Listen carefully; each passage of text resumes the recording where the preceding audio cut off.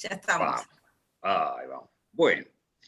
Bueno, hagamos una breve reseña de lo que vimos la clase pasada, porque seguimos sobre el mismo tema. La clase pasada trabajamos con la incorporación de un nuevo concepto, que es el concepto de flujo de un campo vectorial, y nuestra aplicación fundamental era al campo electrostático, que es el campo que nos tiene en este momento como nuestro centro de atención está en ese campo, en el campo electrostático.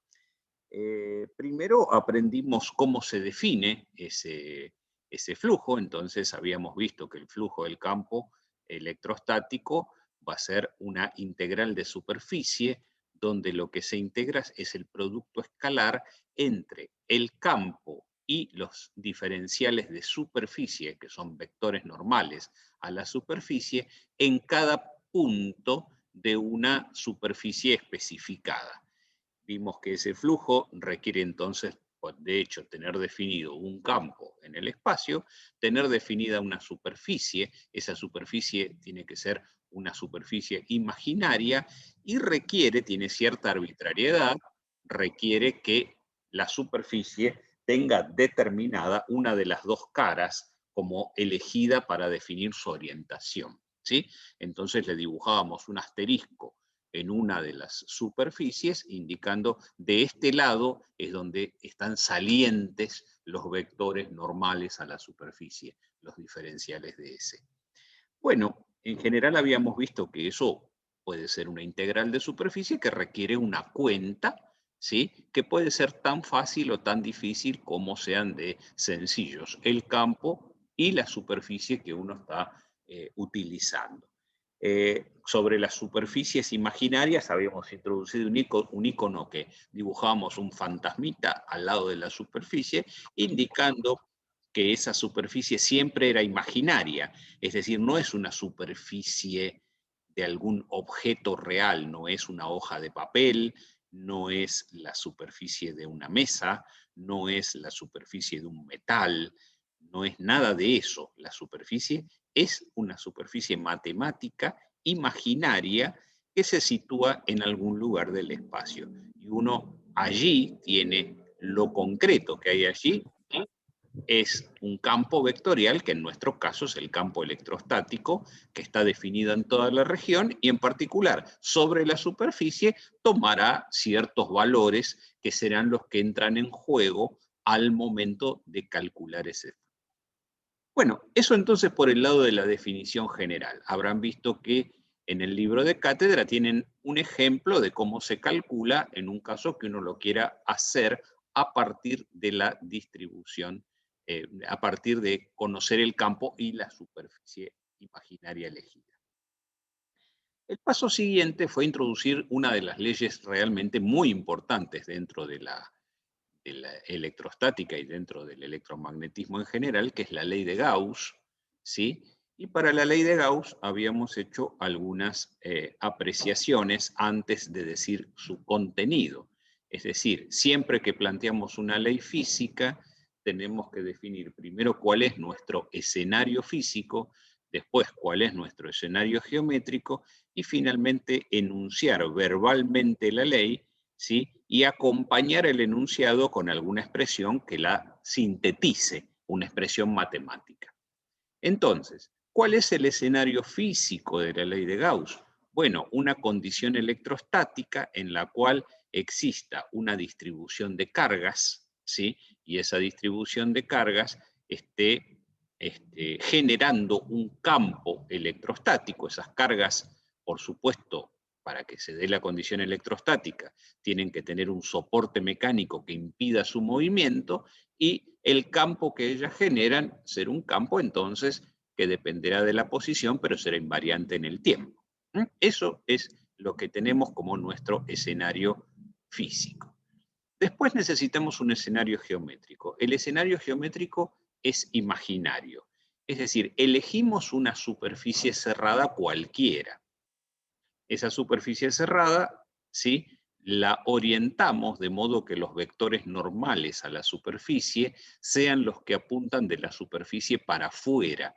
Recordemos que una superficie cerrada tiene parte de afuera y parte de adentro, ¿no es cierto? Como un globo. Uno puede hablar de lo que está en el interior y lo que está en el exterior, porque la superficie es cerrada, ¿sí? Bien, entonces, los vectores normales exteriores a la superficie, los vectores diferenciales de S exteriores a la superficie. Y vamos a llamar B al volumen interior, al volumen que queda dentro de esa superficie, ¿sí? Entonces, lo que nos dice la ley de Gauss es que si uno quiere determinar el flujo a través de la superficie cerrada S del campo electrostático que hay en esa región, eso va a ser directamente proporcional, ¿sí?, a la carga total que está confinada dentro de la superficie, es decir, la carga que reside dentro de la superficie, esto es en el volumen B.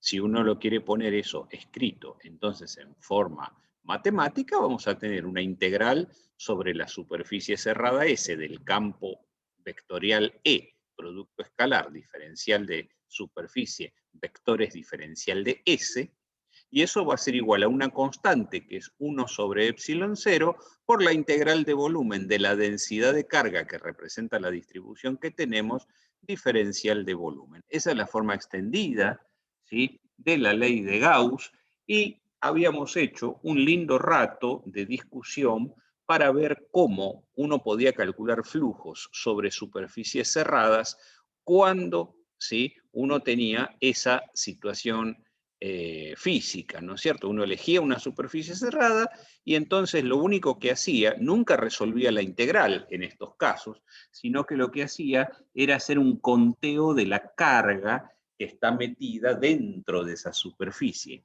Decir, bueno, toda esa carga, si yo la puedo contar, la puedo contabilizar y sacar el valor neto, sumando positivas y negativas con sus respectivos signos, y con eso, dividiéndolo por epsilon 0, teníamos el flujo del campo electrostático a través de la superficie cerrada. Esa era nuestra manera, entonces, de usar la ley de Gauss como una herramienta para el cálculo de flujo. Sabíamos que esa integral, que esa ley vale siempre, siempre que tengamos la condición electrostática, así que eso lo podemos usar tranquilamente.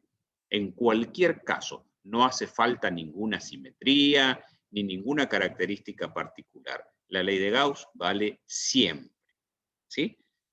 Hasta ahí habíamos trabajado el otro día con esas ideas y algunas preguntas de las que habían surgido eran: ¿el campo que aparece en la integral de superficie es el campo que producen las cargas que están adentro, las cargas que están afuera o todas?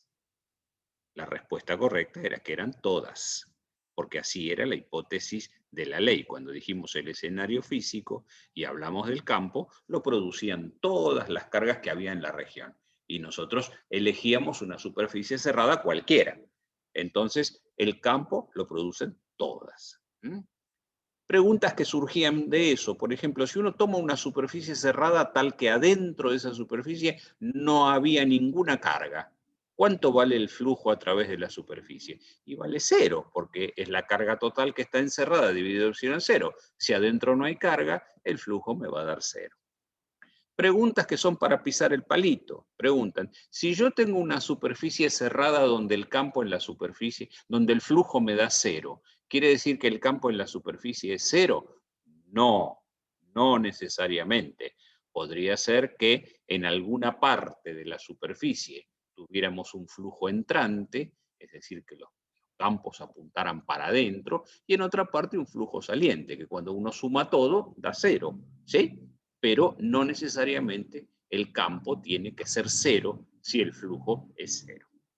Bueno, ese tipo de preguntas, ¿sí? Pensar ese tipo de cuestiones, ¿sí?, son las más importantes en este caso, y aprovecho de decirle al que me había hecho la pregunta antes de cómo son las preguntas del parcial, por ejemplo, podrían ser esas, ¿sí? Si uno tiene que el flujo de un campo a través de una superficie cerrada da 0, ¿quiere decir que el campo es 0 en todos los puntos de la superficie? ¿Sí? Entonces, si uno lo encuentra escrito en una afirmación, la afirmación podría decir, si el flujo del campo electrostático a través de una superficie cerrada es 0, entonces el campo en cada punto de esa superficie es 0. Esa es una afirmación. ¿Ustedes qué le ponen al lado? ¿Verdadero o falso? Falso. Falso. Falso, claro. ¿Se entiende cómo funciona? Así es como van a ser evaluados, ¿sí? Aprender bien esas ideas, ¿sí? Bien. A partir justamente de ir estudiando y comprendiendo el contenido de la ley. Es muy importante que ustedes lo comprendan, estudien ejemplos, contraejemplos, situaciones, que se lo vayan imaginando. ¿Mm? Bueno, esto que les conté es un breve resumen de lo que tratamos la clase pasada. Lo que vamos a trabajar en la clase de hoy es una particularidad que tiene la ley de Gauss en el sentido de que, como nosotros vimos, es una ley muy apta para calcular flujos, porque dice que el flujo es igual a algo. Pero ustedes habrán visto que el campo electrostático está metido dentro de esa integral, entonces no es una ley que nos suele escribir que E es igual a algo, es decir, no es una ley para calcular el campo. Pero ciertas circunstancias en que distribuciones de carga tienen altas simetrías, ¿sí? Lo que va a ocurrir es que los campos, ¿sí? Van a poder ser calculados, ¿sí? Si uno conoce de antemano ciertas propiedades de la simetría del cuerpo y acompaña eso con la utilización de la ley de Gauss. Es decir, la ley de Gauss puede ser una herramienta para calcular el campo directamente, no el flujo, sino el campo. Si además, ¿sí?, tenemos condiciones de simetría que simplifiquen, ¿sí?, el tratamiento de la ley de Gauss. ¿Está? Bueno, para eso lo que tendríamos que hacer, en primer lugar, es entender un poco cuándo nosotros tenemos un sistema de alta simetría en el cual la ley de Gauss nos puede dar condiciones operativas. Hay todo un tratamiento que ustedes lo habrán visto en parte en los videos y en parte si lo miraron con más detalle en el capítulo 3 del libro de cátedra, se habrán encontrado que hay un tratamiento sobre simetrías, ¿sí? Las simetrías, vamos a tratar de entender fundamentalmente cuándo una distribución de cargas tiene una simetría, ¿sí? O tiene un eje de simetría, que eso es muy importante. Pensémoslo con masas primero. Imagínense que ustedes tuvieran una hoja de papel blanco que es una hoja cuadrada, exactamente cuadrada, ¿sí? Entonces, esa hoja es una hoja cuadrada. Uno se pregunta, si esa hoja que es exactamente cuadrada, uno piensa que está en el plano de la mesa esa hoja, y se imagina un eje perpendicular que pasa justo por el centro de la hoja, es decir, por el centro del cuadrado, ¿sí? La hoja es una distribución de masa, ¿sí? ¿Qué pasaría si uno esa hoja la gira 90 grados alrededor del eje que pasa justo por su centro? Cuando la giro 90 grados, me queda la hoja que está girada con respecto al original, pero si no tiene nada escrito la hoja, lo que uno está dándose cuenta, no puede distinguir esa situación de la hoja con la que tenía antes de girarla, porque como es toda blanquita, es exactamente igual si uno la giró. Alguien viene y le dice, yo le saqué una foto a la hoja en estas condiciones, y viene y le saca una foto a la hoja después que la giró 90 grados. Las dos fotos son exactamente iguales, ¿se entiende? Eso quiere decir que hay una posición equivalente por rotación. Y si la giro 90 grados más, me vuelve a pasar lo mismo. Y si la giro 90 grados más, me vuelve a pasar lo mismo. Y si la giro 90 grados más, se vuelve a poner en la misma posición que estaba al principio, ¿sí? Pero hubo varias posiciones en el camino que uno no podía distinguir la hoja original de las posiciones rotadas. ¿Se entiende? Cuando uno tiene un eje que puede girar alrededor de ese eje y observa ese fenómeno, es decir, que lo que se está observando es idéntico a lo que había antes de girar, decimos, ¿sí?, que ese eje es un eje de simetría. ¿Se entiende? La hoja puede tener algunos más. Por ejemplo, si uno tiene una hoja que está puesta así, y uno dice, trazo una recta que pasa por el centro de la hoja, pero está apoyada en la hoja, y va así, la hoja ahora la puse así, me ve en mi mano así, puse la hoja en posición así como el plano de la hoja vertical, y le trazo una línea así, horizontal. ¿Qué pasa si la doy vuelta a 180 grados? Supongamos que no le hice ningún dibujito. Se me dio vuelta, pero cuando la miro la veo exactamente igual que como la tenía al principio. Bueno, también es un eje de simetría. Lo importante es que exista algún ángulo que no sea 2π, es decir, que no dé toda la vuelta, ¿no? Porque toda la vuelta es cualquier cosa, ¿sí? Uno agarra cualquier cuerpo y lo gira 360 grados, ¿sí? Y dice, bueno, va a ser el mismo cuerpo alrededor de cualquier eje, porque naturalmente vuelvo al mismo lugar. Pero no, esto siempre tiene que ser un número, un ángulo menor, un ángulo que uno lo gire, por ejemplo, 90, 180 o cualquier ángulo que uno gire el cuerpo alrededor del eje y el cuerpo tenga el mismo aspecto que tenía. En esas condiciones decimos que ese cuerpo tiene un eje de simetría. ¿Me siguen hasta ahí? ¿Se entiende lo que es un eje de simetría? Bien, pensando entonces en esa idea, ¿sí?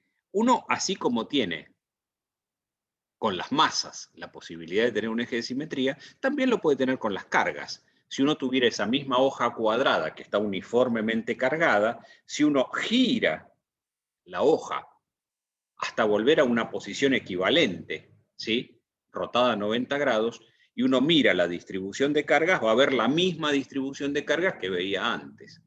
Entonces, ¿cuál es acá la situación importante?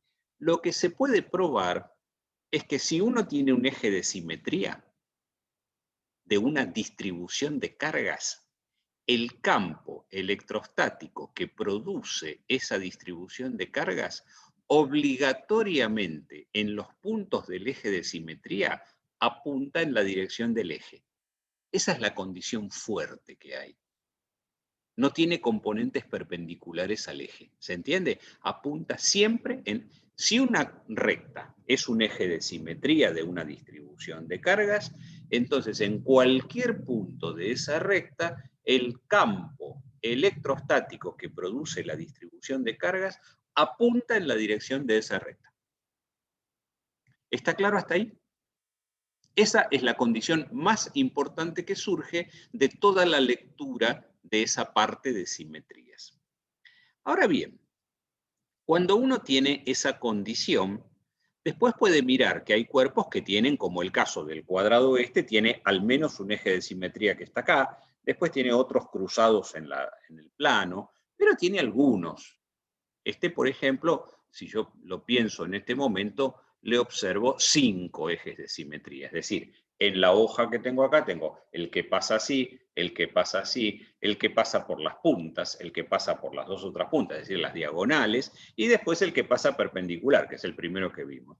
Todos esos son ejes de simetría. 5, son 5. Pero hay cuerpos, ¿sí?, distribuciones de masa o distribuciones de carga que pueden llegar a tener infinitos ejes de simetría. Por ejemplo, si uno tiene una esfera y que esa esfera tiene carga uniformemente distribuida, y uno traza una recta que pasa por el centro de la esfera y gira la esfera alrededor de esa recta, una recta que pasó por el centro. Fíjense que cualquier ángulo que uno gire la esfera alrededor de ese eje, siempre ve la misma esfera. ¿Por qué? Porque como tiene la carga uniformemente distribuida, me queda siempre el mismo dibujo de cargas. Entonces lo que me queda es que la recta esa es un eje de simetría y por tanto, si hay un campo producido por esa distribución de carga, está obligatoriamente puesto en la dirección del eje de simetría. Pero lo que ocurre en las esferas, que esto es lo loco y que no pasaba en el cuadrado, es que cualquier recta que uno pase por el centro de la esfera es un eje de simetría por las mismas razones. Entonces, ahora va una pregunta para que la contesten ustedes. ¿Cuántos ejes de simetría tiene una esfera? Infinitos. Infinitos, muy bien. Infinitos ejes de simetría, exactamente. Entonces, en todas las direcciones de la esfera, si uno quisiera pensar para dónde va a apuntar el campo, si uno se para en un punto cualquiera fuera de una esfera, ¿para dónde apunta el campo? Y bueno, siempre hay un eje de simetría que pasa por el centro de la esfera y pasa por el punto. Entonces el punto apuntará, el campo apuntará en la dirección radial siempre. Siempre apuntará en la dirección radial. Razonamientos de ese tipo son los que nos llevan a que uno diga, bueno, yo tengo que las esferas siempre, si están uniformemente cargadas o tienen cualquier forma de distribución de carga que, ¿sí?, tenga simetría esférica, ¿sí?, lo que va a ocurrir es que los campos van a ser siempre radiales, ¿sí? Y ahí tengo una condición muy fuerte para después aplicarle la ley de Gauss, pero yo ya sé algo del campo. Ahora, ¿cuándo verdaderamente se hace fuerte esta condición? Cuando uno define coordenadas, ¿sí?, acorde con la simetría que tiene el problema. Entonces, si uno tiene esferas, ¿sí?, para que verdaderamente se vea la simetría reflejada en una sencillez, en una simplicidad matemática, no puede usar coordenadas cartesianas, tiene que usar coordenadas esféricas. Entonces tiene una esfera y va a decir que en un punto, acá en el espacio, tendré un campo radial. ¿Cómo se traduce eso? Se traduce que si yo trabajo en coordenadas esféricas, ¿sí?, y en componentes esféricas, la única componente no nula que tiene el campo producido por una distribución con simetría esférica es la componente radial de las coordenadas esféricas. ¿Está? Esa sería entonces la condición importante. Con razonamientos de este mismo tipo y aplicando la ley de Gauss, ¿sí?, se llega en tres situaciones de alta simetría a resultados muy importantes. La primera es la simetría esférica, como veníamos charlando. Pasa algo similar cuando tenemos distribuciones cilíndricas, pero infinitamente largas, ¿sí? Esa sería nuestra segunda simetría importante, la simetría cilíndrica para distribuciones infinitamente largas. ¿Está?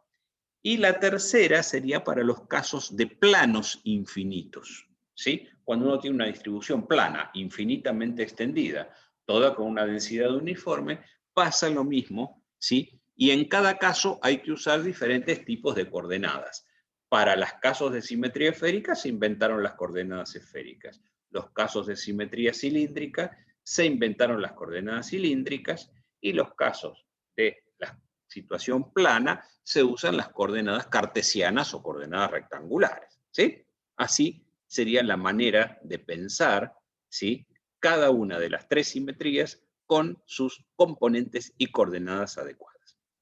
Bueno, yo lo que voy a hacer es una propuesta ahora para ver los resultados más importantes que tenemos en estos problemas, ¿sí? Le vamos a pedir a Lore que nos haga un breve resumen, ¿sí?, primero de cómo son cada una de las clases de coordenadas estas que estamos trabajando, ¿sí?, como para que ustedes se queden, siempre tengan, creo que había subido unos videitos que hizo Fernanda, después si querés dar un poquito de detalles sobre eso, Lore, donde están muy contaditas cada una de las coordenadas y componentes, ¿sí? Y después lo que le vamos a pedir es cómo cada uno de los resultados, ¿sí?, de las diversas simetrías, ¿sí?, a qué resultados conduce el tratamiento de simetría y cómo la ley de Gauss nos permite calcular, ¿sí?, las componentes que sobreviven del campo electrostático en cada caso. Lo vamos a hacer para las cilíndricas y lo vamos a hacer para las esféricas, ¿sí? Las rectangulares se las vamos a dejar a ustedes que las miren directamente en en el texto del curso, ¿sí? Bueno, Lore, ¿estás por allí? Sí, Ale, acá estoy. Estaba Bueno. verificando que estuvieran publicadas las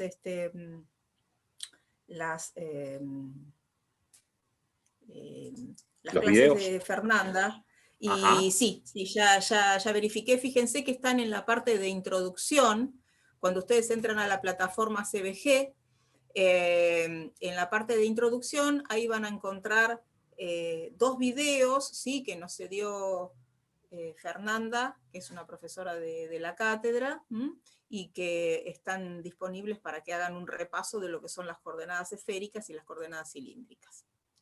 Bueno, vamos a hacer un breve repasito acá para poder seguir avanzando, ¿sí? Para aquellos que no vieron el video, les cuento cómo sería la descripción de una posición en el espacio cuando queremos trabajar en coordenadas esféricas, ¿sí? Yo voy a dibujar un sistema de ejes cartesianos, ¿sí? X, Y, Z, vean que puse el Z perpendicular, ¿sí? Y vamos a considerar un punto que lo voy a dibujar con un color para distinguirlo, un punto P que está caracterizado por un vector de posición R, ¿sí? Este punto P está referido con las coordenadas del vector de posición R. Entonces vamos a proyectar este vector de posición en cada uno de los ejes, ¿sí? Y vamos a ver cómo se definen las coordenadas esféricas, ¿sí? Proyectamos sobre el plano XY primero, ¿sí? Si proyectamos, este punto intersecará al plano XY en esta posición, entonces marcamos acá algo así como la sombra del vector de posición R sobre el plano, ¿sí? Bueno, entonces, acá vean que queda definido un ángulo. A este ángulo lo vamos a llamar φ, ¿sí? Al ángulo que se forma entre el eje Z y el vector de posición R lo vamos a llamar θ. ¿Está? Entonces, las coordenadas de esta posición en el sistema de coordenadas cartesianos va a ser el módulo del vector de posición R, que lo vamos a indicar directamente como R sin la flechita arriba. Con esto estamos indicando la coordenada radial, ¿sí? Φ es el ángulo azimutal, ¿sí? Que se mide desde el eje X y en sentido directo, antihorario. Y por último, θ, el ángulo polar, que se mide desde el eje Z hasta el radio vector. Bueno, y cada una de estas 3 coordenadas tiene asociada una dirección en el espacio. Así como ustedes saben que en las coordenadas cartesianas, ¿sí? Tenemos asociada a cada coordenada un vector unitario que nos indica la dirección. En la dirección del eje X tenemos el versor Y, en la dirección del eje Y el versor J, y en Z el K. Bueno, cada una de estas 3 coordenadas esféricas, R, Φ y θ, tendrán asociada un versor unitario. El versor, yo lo voy a dibujar con otro color. El versor asociado a la coordenada radial va a ser el versor R, y lo tenemos que pensar, es un vector unitario en la misma dirección que el radiovector de posición R, ¿sí? Ahora, ¿cómo encontramos los vectores unitarios asociados a las 2 variables angulares, a las 2 coordenadas angulares? Bueno, para eso vamos a hacer algunos dibujos, algunos gráficos adicionales, ¿sí? Vamos a completar nuestro esquema. Sí. Perdón, habías dicho que era uno el ángulo polar, θ el ángulo Sí. polar y φ era el ángulo, ¿cómo? Azimutal, con Z, azimutal. Gracias. Bueno, yo acá lo que voy a hacer es dibujar una esfera, ¿sí? Una esfera que pasa por el vector de posición R, o sea, es una esfera que tiene como radio la coordenada radial R, ¿sí? La voy a dibujar acá. La voy a dibujar hasta el plano XY, ¿sí? Imaginen que yo podría... tendría que agrandar un poquitito mis ejes para que quedara...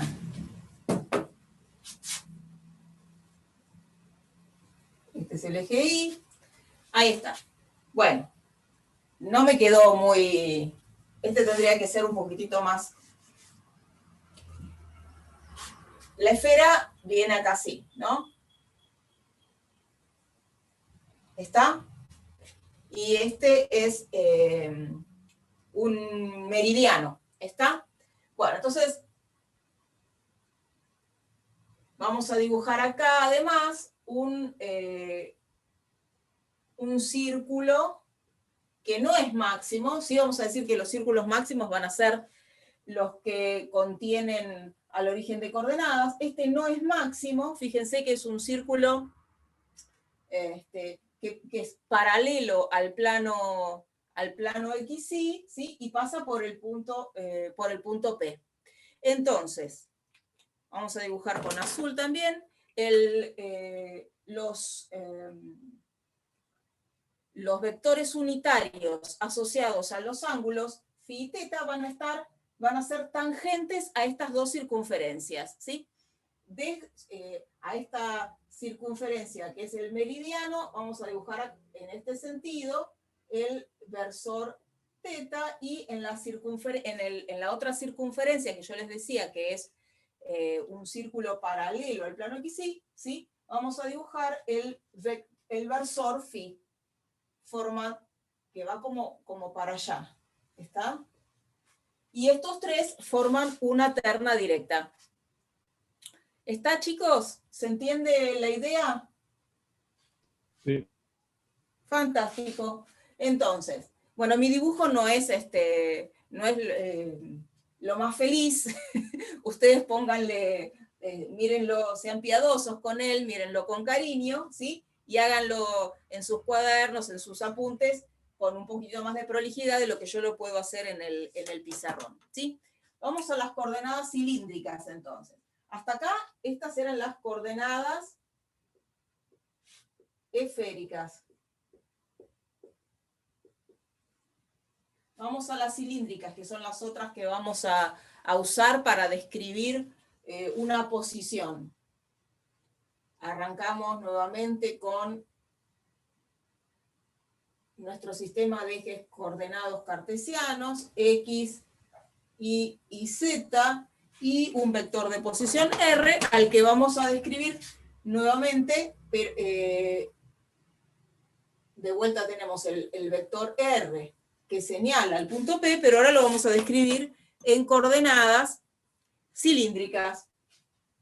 Entonces, ¿qué hacemos? Nuevamente, proyectamos este punto P sobre el plano XY, nuevamente dibujamos acá la sombra del vector R. Vean que esa sombra es igual a este segmento, es igual al segmento que une al punto P con el eje Z, ¿sí? Es la menor distancia que hay entre el punto P y el eje Z. ¿Está? Por acá tenemos nuestra variable angular phi. La variable angular phi que se usaba para las coordenadas esféricas, también la vamos a usar para las coordenadas cilíndricas, ¿sí?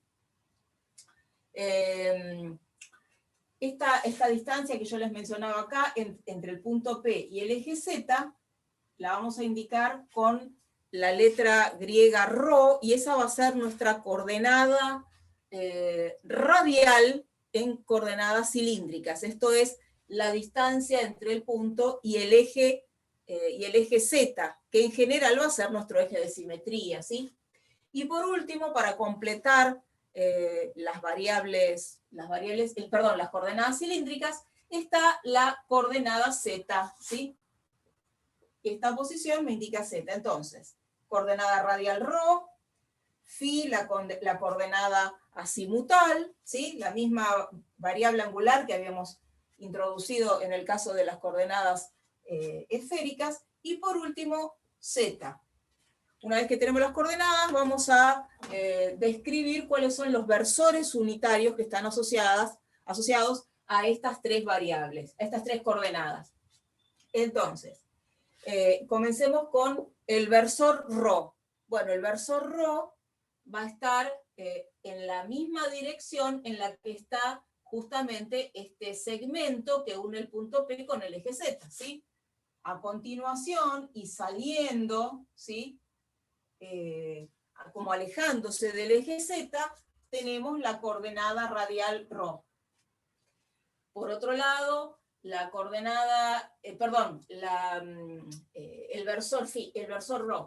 El versor φ igual que como en el caso esférico, o sea que lo vamos a dibujar, vamos a pensar que tenemos por acá esa circunferencia que tiene radio ρ, ¿sí? Ahora ya le podemos dar nombre el radio de esta circunferencia que era paralela al plano XY. Esa que yo les dije no es un círculo máximo, es una circunferencia menor.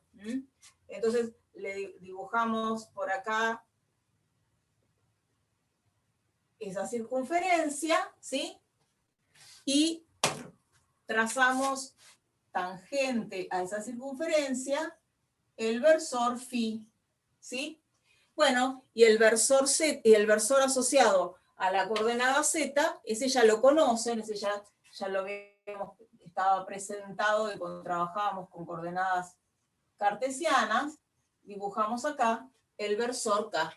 Vean que tenemos también una terna, una terna directa en la que en este sentido, ρ, φ, z, ¿sí? Ρ, φ, k, ¿sí? Es una terna directa. Bueno, ¿con esto hay dudas, chicos? Ninguna. Genial, fantástico. Entonces vamos a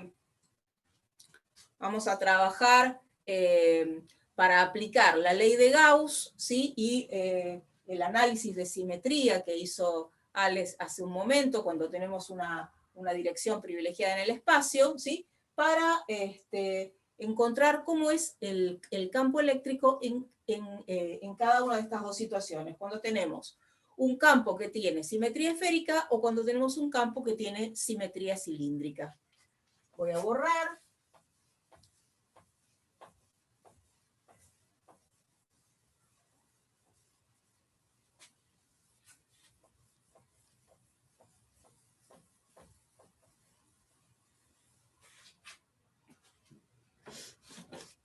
Muy bien. Entonces, comencemos por recordar qué era lo que nos decía la ley de Gauss, ¿sí? En un caso general. Nos decía que la integral sobre una superficie cerrada S, que tenía que cumplir una determinada cantidad de condiciones, tenía que ser simple, cerrada, tenía que ser orientable y tenía que ser imaginaria y con sus normales exteriores, ¿sí? De E, producto escalar diferencial de S, ¿sí? Esta integral, el flujo de E a través de esta superficie, tenía que ser proporcional a la carga residente en el interior de la superficie S. Y a esa carga la teníamos que, la podíamos describir, ¿sí? Como una integral que se extendía en el volumen que quedaba encerrado en el interior de la superficie S. Entonces, esto será 1 sobre epsilon 0 por la integral sobre el volumen de la densidad como función de R' por diferencial de volumen. Entonces, ¿cómo vamos a reconocer una densidad? Vamos a reconocer una distribución que tenga una simetría esférica. Bueno, la vamos a reconocer porque esta densidad ¿sí? Que es una delta de R', va a ser función exclusivamente de la coordenada radial. Si la densidad es función estrictamente de R', de la coordenada radial, entonces podemos decir que estamos ante un caso de simetría esférica. Y si estamos ante un caso de simetría esférica, vamos a hacer un análisis de simetría del campo, ¿sí? Y ustedes reconocieron hace un momento que esta situación tiene que esta distribución tiene infinitos ejes de simetría, cada eje radial es un eje de simetría. Lo que se encuentra es que el campo tiene componente exclusivamente radial, justamente, porque el campo tiene que estar dirigido a lo largo del eje de simetría, ¿sí? Bueno, esa deducción sumada al uso de la ley de Gauss me lleva a decir a la siguiente relación. La componente radial del campo, ¿sí? E sub R de R por 4pi por R cuadrado es igual a la carga residente en el interior de la superficie S dividido epsilon 0. Me pongo para que puedan ver, ¿sí? Y a partir de esta expresión se puede llegar a una expresión integral para la componente radial que van a ver que es de mucha utilidad porque nos va a permitir encontrar justamente cómo es esta componente radial. La componente radial, E sub R de R, resultará ser igual a 1 sobre epsilon 0 R cuadrado por la integral entre 0 y R, ¿de qué? De la densidad como función de R', R' cuadrado diferencial de R'. Bueno, esta la subrayan, la recuadran y la tienen presente porque es la que vamos a usar para calcular la componente radial del campo, ¿sí? A partir de una determinada densidad, ¿sí? Con simetría esférica. Si quieren el campo, la manera de encontrar el campo a partir de esta expresión es multiplicar por el versor radial, porque el campo es exclusivamente radial. Vamos a decir que E vector en R vector será la componente radial E de R en la dirección de R versor. Entonces, el resultado se termina, el problema se termina cuando ustedes llegan a esta expresión, a la expresión vectorial del campo. Muy bien. Por otro lado, vamos a analizar ahora el caso de... ¿Hasta acá hay alguna dificultad, chicos? Profe, ¿puedes repetir esa última? ¿Cómo sacás E vector de R vector? Porque no llego a leer, porque no llego a leer, no puedo llegar a leer lo que acá pusieron. dice, mira, acá dice que es E sub R de R, esto es la componente radial en la dirección de R versor. ¿Está? Perfecto, gracias. Profesora, Sí. la integral que va de 0 a R. De 0 a R, exactamente. Bueno, Bien, esta es la expresión que esta es la expresión que van a tener que usar para resolver el cuestionario de la semana, ¿sí? ¿Vieron el cuestionario 2? El que presentamos, el 2 o el 3, no me acuerdo, el 3. El que presentamos la semana pasada. Bueno, se resuelve usando esta expresión. Cuando terminemos con la parte de simetría cilíndrica, volvemos sobre esto y vamos a desarrollar, vamos a dar algún lineamiento para poder encarar ese problema. Bueno, entonces, volvemos a mirar la ley de Gauss. Y si la densidad, ¿sí? Con la que tenemos que trabajar es una densidad que es función exclusivamente de la coordenada radial en cilíndricas. Si tenemos delta de R' igual a delta de ρ', bueno, en este caso estamos ante una situación, una distribución con simetría cilíndrica. Una situación con simetría cilíndrica.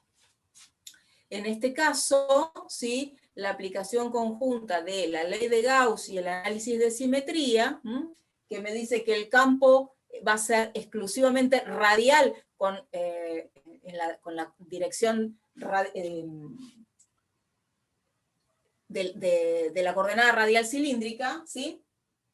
Lo que vamos a tener es que E sub rho de rho, ¿sí?, multiplicado esto por 2pi por una longitud L, esto va a ser igual a la carga residente en el interior de la superficie S sobre epsilon 0. Acá la longitud L es una variable auxiliar que, con la que se trabaja, ¿sí? Perdón, Lore. La ley de... Sí. Sí, según como, no sé si estará escrito o no, pero según como lo leíste, en el primer miembro faltaría un rho multiplicando. Capaz que lo escribiste y no lo dijiste. 2pi rho. No, tenés razón. 2pi rho. Gracias, Ale. Ok. Gracias. Bueno, y de trabajar con la ley de Gauss, ¿sí?, se llega a la siguiente expresión. E sub rho de rho igual a 1 sobre epsilon 0 rho por la integral entre 0 y rho ahora, ¿sí?, de delta de rho prima diferencial de rho prima. Nuevamente, el problema se termina cuando nos piden el campo, dando la expresión vectorial del campo. Entonces nos falta aclarar que E vector de R vector será la componente radial E sub rho de rho en la dirección del versor rho. Bueno, y con esto completamos cómo sería la expresión del campo, ¿sí?, para una situación en la que tenemos una simetría cilíndrica. ¿Para todos está claro qué es lo que estoy queriendo decir cuando hablo de componente radial en cada uno de los dos casos? ¿Qué quiere decir E sub R de R, E sub rho de rho? ¿Esto está claro para todos? No, profe, yo no terminé de entender. Bueno, fantástico. Entonces voy a hacer una pequeña aclaración que mientras que yo les escribía esto, venía pensando que... Profe, antes de que borres todo, ¿te puedo hacer una pregunta? ¿Cómo? ¿Sí? Antes de que borres respecto a la simetría cilíndrica, ¿te puedo hacer una pregunta? Yo estaba ¿Cómo no? leyendo el libro de la cátedra hoy y había un término que vos le pusiste, creo que 2pi por rho por la longitud L, que eso, digamos que era el diferencial de la superficie C. No entendí muy bien eso. El diferencial de la superficie no, ya está integrado, ya es el área de toda la superficie cilíndrica que tiene la superficie cerrada S, digamos, la parte cilíndrica de esa superficie. Entonces, una vez que ya integraste, fíjate que esa superficie cilíndrica, que es la superficie lateral del cilindro con el que vos proponés integrar la ley de Gauss, ¿sí?, tiene un área que es el producto de la base. Y fíjate que si tomás el cilindro, le haces un corte y lo estirás, lo que te queda es el producto de la base, te queda un rectángulo, ¿sí? Y el área es la longitud de la base por la altura, y la altura de ese cilindro es L, ¿sí? Genial, sí, ya está. Muchas ¿Está gracias. claro? Sí, muchas gracias. Por nada. Vamos Profe. ahora a aclarar a qué nos referimos cuando hablamos de E sub rho y de E sub R, ¿sí? Profe, ¿podría leer las últimas 3 ecuaciones que no alcanzo a ver? Las últimas ecuaciones. Sí, pues no alcanzo a ver. A ver si yo te bajo un poquito el pizarrón. ¿Ahí lo ves mejor?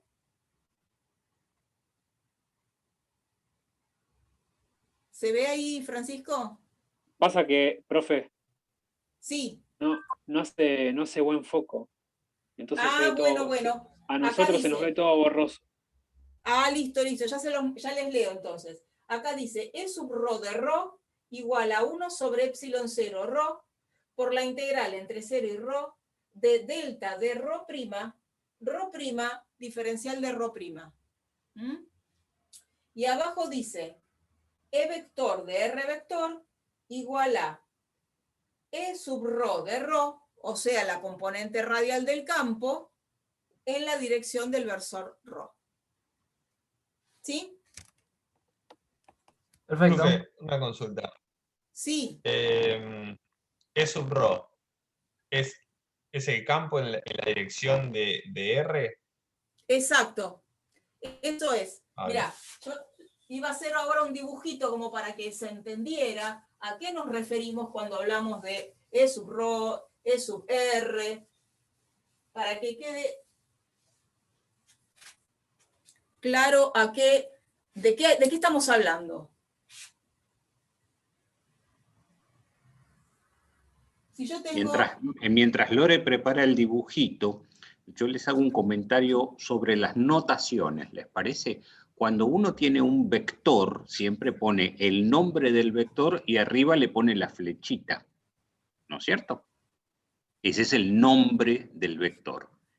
Ahora, los vectores se pueden escribir como la suma de 3 componentes de ese vector, ¿se entiende?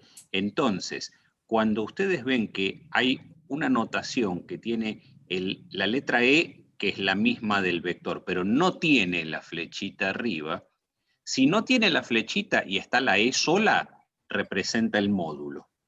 ¿Está? Pero si tiene la E y abajo tiene escrita como subíndice alguna de las componentes de cualquiera de los sistemas de coordenadas, es decir, podría tener E sub X, E sub Y, E sub Z, o podría tener E sub R, E sub teta, E sub phi, o podría tener E sub rho, E sub phi o E sub Z. Cualquiera de esas notaciones lo que representan son las componentes del vector en la dirección de esas coordenadas. ¿Se entiende? No es un vector, sino que es un escalar, que puede ser positivo o negativo. Cada una de las componentes son escalares, por eso nos llevan el signo de vector arriba. Eso es como notación general. Entonces, cada vez que ustedes vean la letra E con un signito abajo que es alguna de las coordenadas, cualquiera sea el sistema de coordenadas, significa la componente en la dirección de esa coordenada. Ahora sí, vamos al dibujito que hizo Lore, donde muestra cómo apuntan esas coordenadas en cada caso. Bueno, no llegué a hacer tanto, pero les cuento. Ahora vamos a ver si podemos ir construyendo a la medida que vamos charlando sobre el tema. Imagínense que tenemos un vector de posición R que señala un punto en el espacio, ¿sí? Y en esa posición en el espacio habrá un determinado campo electrostático E. Ese campo estará caracterizado como un vector E, que yo acá lo acabo de dibujar en rojo.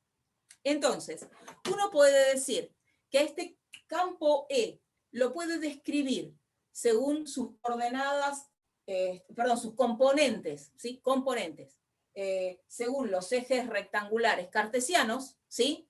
Y en ese caso podemos decir que E vector tendrá una componente E sub X en Y, más una componente E sub Y en J, más una componente E sub Z en K, ¿sí? O puede describir este vector, ¿sí?, en alguno de los otros dos sistemas de coordenadas que acabamos de mencionar, las coordenadas esféricas o las coordenadas cilíndricas. En cada uno de esos dos casos, lo que vamos a tener será lo siguiente. E vector, si lo queremos escribir en coordenadas esféricas, tendrá una componente radial, una componente azimutal y una componente polar. Entonces vamos a decir que E va a ser E sub ρ en la dirección del versor ρ, más E sub phi en la Perdón. dirección... ¿Estabas en esférica? ¿Primero dijiste o primero Esféricas. cilíndrica? Ah, porque Esféricas. pusiste ρ. Ah, ¿No es gracias. Sí. Gracias, gracias. E sub phi, gracias. Perdón, E sub R. En la dirección, primero dije esféricas, así que vamos con la coordenada radial en esféricas. E sub R, ¿sí? Es la componente radial en esféricas en la dirección del versor radial, más E sub phi por phi versor, más E sub teta por teta versor. ¿Está? Y si queremos describir este vector en coordenadas cilíndricas, ¿sí? Ahora sí. Profe, El vector será, sí. una consulta. Nosotros, Ujú. cuando había enunciado anteriormente, calculábamos el campo en esféricas, E sub R, ¿verdad? Sí. O sea, nosotros Lo que podríamos estábamos calcular diciendo, ¿cómo, Marcos? que nosotros podríamos, con la ley de Gauss, en esta simetría, podríamos calcular el campo, Sí, ¿o claro. no?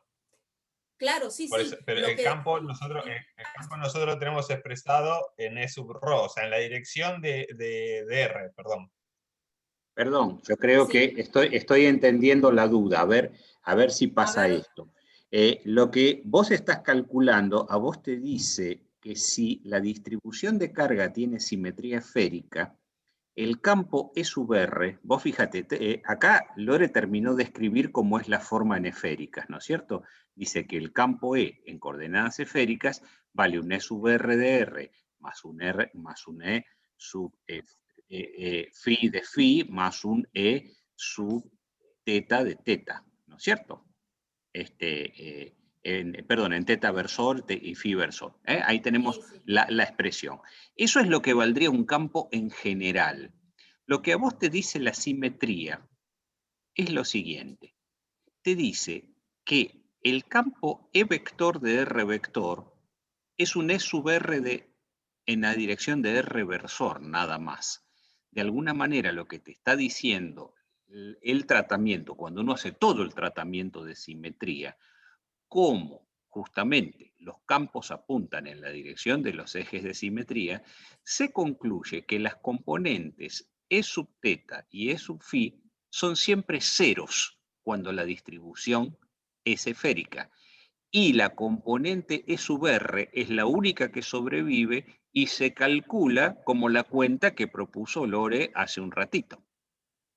¿Se entiende? Ahí está la virtud de la simetría, ¿sí? Y de usar las coordenadas adecuadas, ¿sí? ¿Por Con qué? el Porque mismo criterio, en las cilíndricas, que quedan exactamente. por 90, Exactamente.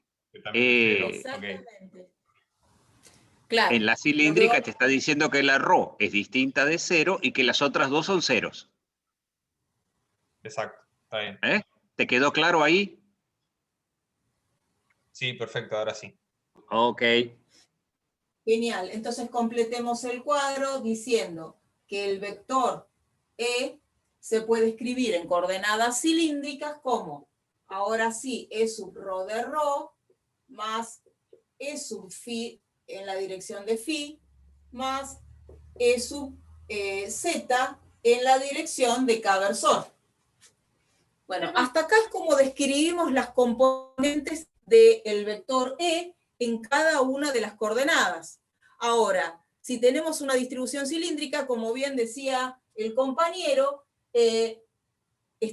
vean que es muy apropiado usar estas coordenadas. ¿Por qué? Porque justamente E sub phi y E sub teta son nulas, ¿sí? Con lo cual me queda el campo eléctrico descrito por una sola componente distinta de cero, la componente radial, ¿sí? Y lo mismo en cilíndricas, en una distribución que tiene simetría cilíndrica, ¿sí? La descripción del campo es muy apropiada en estas coordenadas. ¿Por qué? Porque solamente voy a tener una componente no nula, la componente E sub ρ. Por otro lado, vamos a decir que cada una de estas dos componentes, E sub R en el caso esférico, E sub ρ en el caso cilíndrico, van a tener una dependencia. Van a tener una dependencia con las coordenadas, ¿sí? Las componentes tienen una dependencia con las coordenadas. De la misma manera que acá E sub X, E sub Y y E sub Z dependían de X, Y y de Z, ¿sí? En el caso esférico o en el caso cilíndrico, cada componente va a depender de las coordenadas que corresponden, ¿sí? Lo que estamos diciendo es que E sub R dependerá de R, phi y teta, lo mismo E sub phi, lo mismo E sub teta. Y en el caso cilíndrico, cada una de estas tres componentes, E rho, E phi y E zeta, va a depender de las coordenadas, rho, phi y zeta. Pero lo que me dice el análisis de simetría,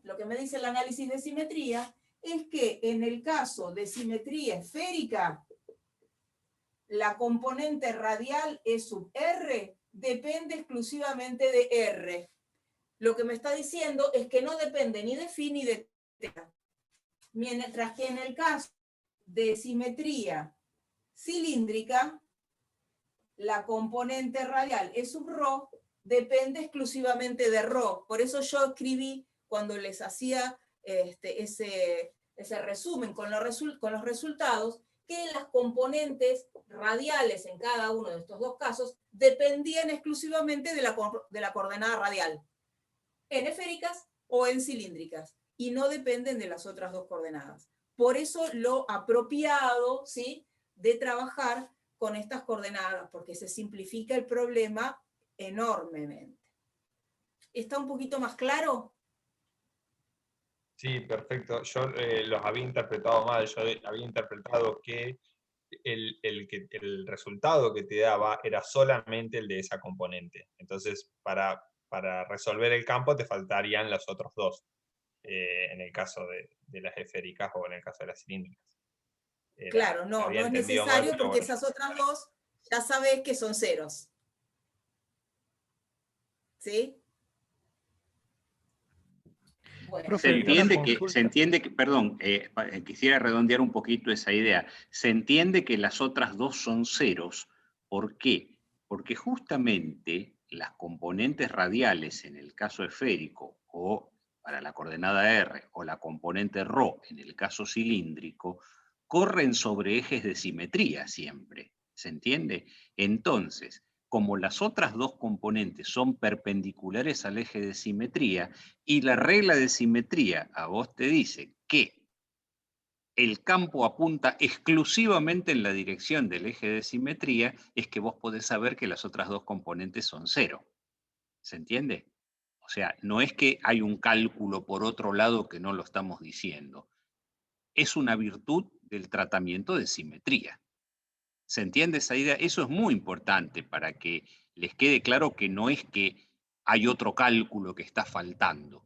Justamente el análisis de simetría es el que permite tirar esas componentes cuando uno trabaja en las coordenadas adecuadas. Bien, sí, adelante con la pregunta que quedó pendiente, perdón.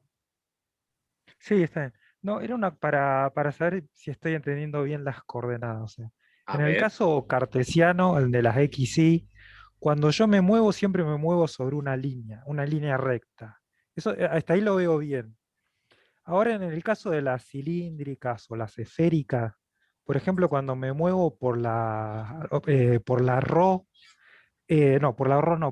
phi, me estaría moviendo alrededor de un círculo, ¿no? O sea, no, de una circunferencia, exactamente. Claro. Si vos, por ejemplo, te posicionás en un lugar que tenés un ρ fijo y te das vuelta alrededor de phi, te describe una circunferencia las posiciones de phi. Y fíjate vos que el versor que va en la dirección phi va como contorneando esa circunferencia.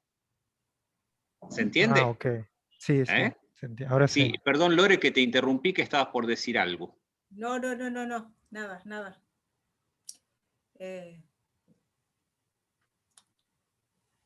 ¿Quedó claro eso entonces? Sí, sí, clarísimo. O sea que Perfecto. yo me podría inventar mis coordenadas de acuerdo a la forma también del objeto. Sí. Eso estaría buenísimo, claro. Genial, Mira, yo el otro día, excelente. no sé si ya conté una anécdota acá. La cuento de vuelta por las dudas porque no me acuerdo si la conté o no. Yo estoy como, Sí, ya creo que estoy sí, viejito, ya pasé los creo 60, que sí. entonces vieron que los viejos cuentan las cosas un montón de veces. Bueno, yo estoy así ya. Contaba, resulta que yo tuve una directora de trabajo, una gran docente, pero además una persona muy, muy conocedora del electromagnetismo. Era una física, una doctora en física egresada del Instituto Balseiro, ya fallecida ella, pero que cursó en los años 60 en el Instituto Balseiro, y allá había un profesor alemán, ¿sí?, que él le dirigía su tesis doctoral.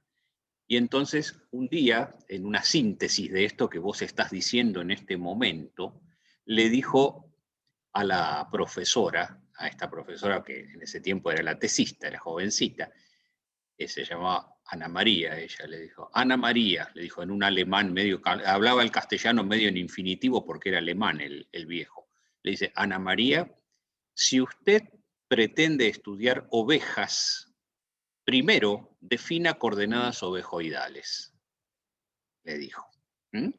Así que fíjate vos qué interesante lo que vos acabás de decir, que dijiste, si elijo las coordenadas adecuadas, bueno, así de importantes en el mundo de la física. ¿Mm? Así de importantes en el mundo de la física. Si vos sos capaz de definir una coordenada adecuada para trabajar, ¿sí?, tenés las 3/4 partes del problema resuelto, por no decir más, ¿sí? Hay que aprovechar las simetrías a full. Las simetrías ayudan a hacer la menor cantidad de cuentas posibles, siempre. Si uno trabaja con coordenadas que las elige así al tuntún, siempre a veces muere en el intento de hacer la cuenta. Si elige la coordenada adecuada, la cuenta se va a entregar con toda sencillez, ¿sí? Por supuesto, hay veces que los sistemas no tienen simetría y uno no puede, pero cuando se puede, hay que aprovecharlo. Clarísimo, profe. ¿Mm? Bien. Clarísimo, gracias. Así que nunca que tengan un cubo trabajen en coordenadas esféricas, está claro, ¿no? Bien.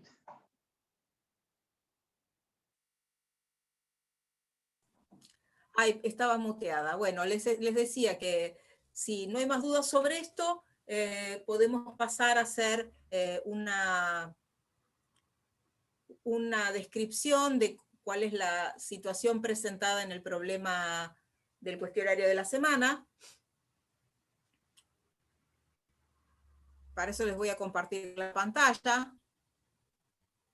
Acá tenemos el enunciado. Nos dicen que consideremos una partícula puntual con una determinada carga Q. Yo las cuentas no las voy a hacer porque esa es la tarea que tienen ustedes. Esa carga puntual está situada en el origen. Y una corteza esférica de radios.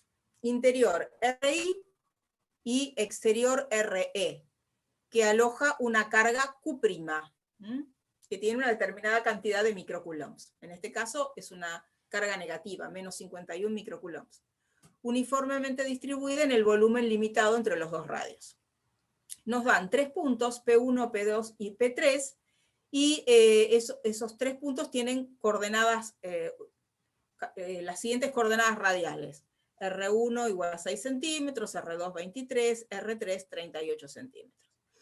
Yo me voy a concentrar en la parte de encontrar el campo electrostático como función de la posición para todos los puntos del espacio, porque justamente esa es la aplicación de lo que acabamos de ver para casos de alta simetría, de la ley de Gauss para alta simetría. En este caso, vean ustedes que la distribución que tenemos tiene claramente una simetría esférica. Entonces, vamos a usar los resultados que encontramos hace un momento. Una vez que visualizamos esto, vamos a graficar la situación que se nos presenta. una carga Q en el origen del sistema de coordenadas, y un casquete esférico con un radio interior RI y uno exterior RE. Yo lo voy a dibujar. Este es el interior que tiene radio RI, y este es el exterior que tiene un radio RE. Entonces, lo que tenemos, ¿sí?, es una carga Q',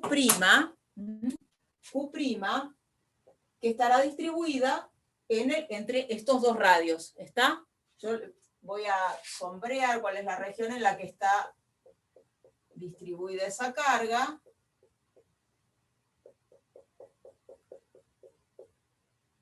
Ahí está.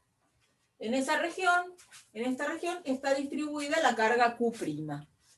Entonces, lo que vemos es que el espacio, ¿sí?, que rodea la distribución, o el espacio en el que está inmersa esta distribución, se queda dividido de manera natural en tres regiones. Una región interior al radio RI, la vamos a llamar 1, una región interior a el casquete, la llamamos 2, y una región exterior a toda la distribución, 3, en las que en cada región tendremos un campo que habrá que calcular, ¿sí?, y que podría, posiblemente sea diferente en cada región, ¿sí? Bueno, ¿cómo calculamos el campo en cada una de estas tres regiones? Bueno, para eso lo que vamos a hacer es escribir, antes que nada, qué era lo que nos decía la ley de Gauss respecto de una distribución que tiene simetría esférica, ¿sí? Recordemos, lo escribimos hace un ratito, lo repasamos. Decía que la componente, en este caso está claro, ¿no?, que solamente vamos a tener componente radial para el campo, ¿no? E sub R de R va a ser igual a 1 sobre epsilon 0 R, y ya estaba escribiendo un ρ, no sé qué tengo hoy con E sub 0 por R cuadrado por la integral entre 0 y R de delta de R' cuadrado diferencial de R'. ¿Está? Bien. Esto para nuestra distribución con simetría esférica. ¿Qué pasa para nuestra carga puntual? Bueno, el campo de la carga puntual ya lo conocemos. El campo de la carga puntual en toda la región del espacio, ese está dado como lo encontramos hace ya un par de semanas, ¿sí?, el que se obtenía a partir de la ley de Coulomb. Y el campo en una determinada posición, ¿cómo lo encontraremos? Y bueno, será la suma del campo que producen cada una de nuestras dos distribuciones. La carga puntual por un lado, la distribución con simetría esférica por otro. ¿Está?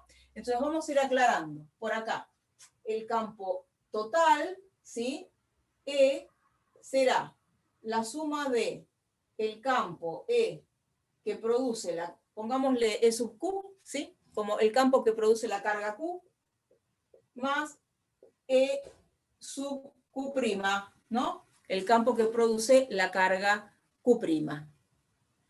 Bueno, ¿qué les parece? A ver, ¿cómo podemos abordar el problema de la carga E sub Q? Ese, ¿lo recuerdan todos? ¿Saben cómo se encuentra el campo de E sub Q en la posición R? Tendríamos que tomar una superficie fantasma, digamos, con radio R. Pero el campo, este ya lo conoces, Marcos. No, sería el campo de la carga puntual. Sería la expresión que habíamos empezado a trabajar. O sea, la primera expresión que conocimos de campo electrostático debería ser suficiente, ¿o no? ¿Cómo encuentro el campo de una carga Q?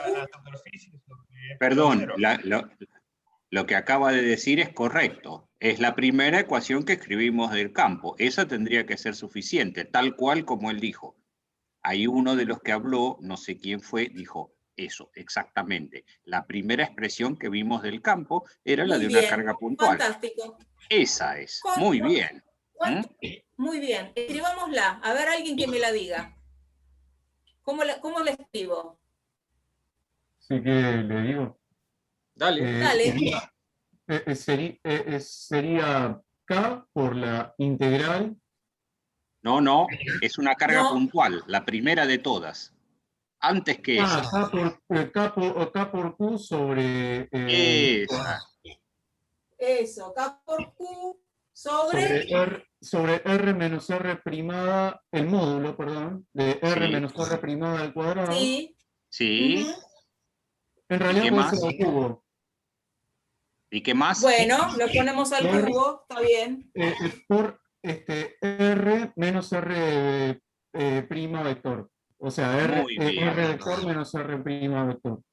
Bueno, ya hiciste el 95% del esfuerzo. Ahora, ya que lo hiciste, estaría buenísimo si vos te acordás que R era donde quería calcular el campo y R' donde estaba la carga, ¿no es cierto?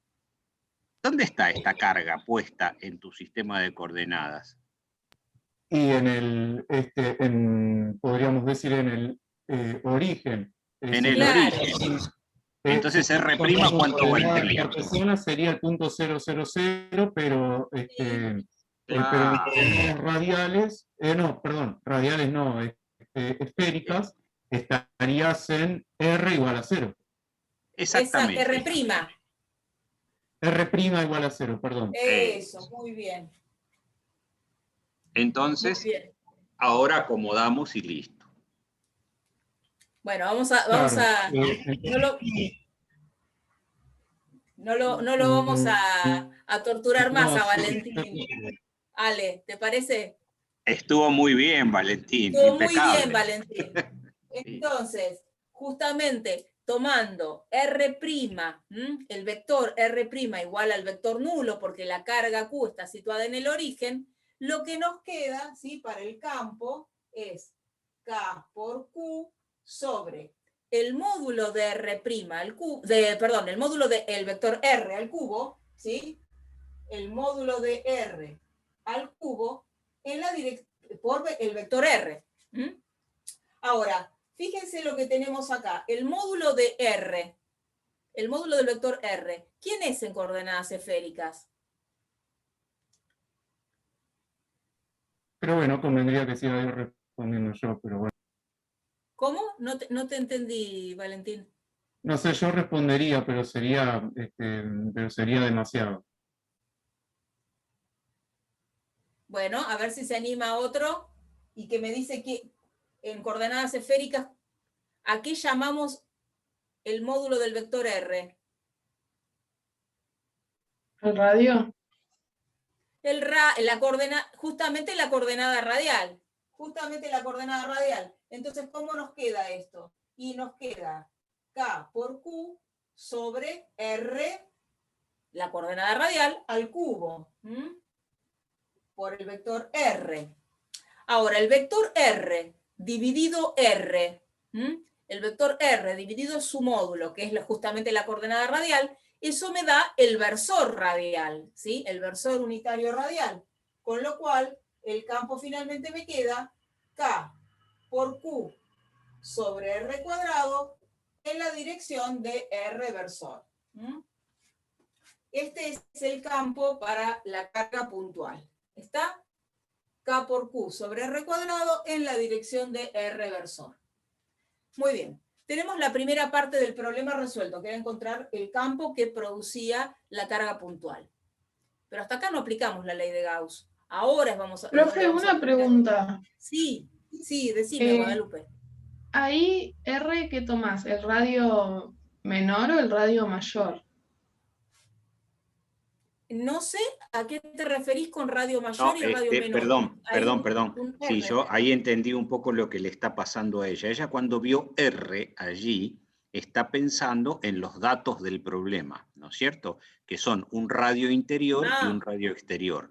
Y acá lo que tenés que tratar de comprender es que cuando R es o el radio interior o el radio exterior, son dos constantes que llevan un subíndice, dice RI o RE, ¿no es cierto?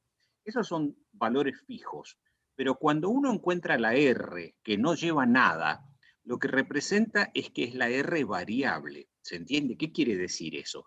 Quiere decir que vos le podés dar el valor que quieras a esa R, que el campo que produce la carga puntual va a ser consistente con cualquier valor que vos le des a R. ¿Por qué?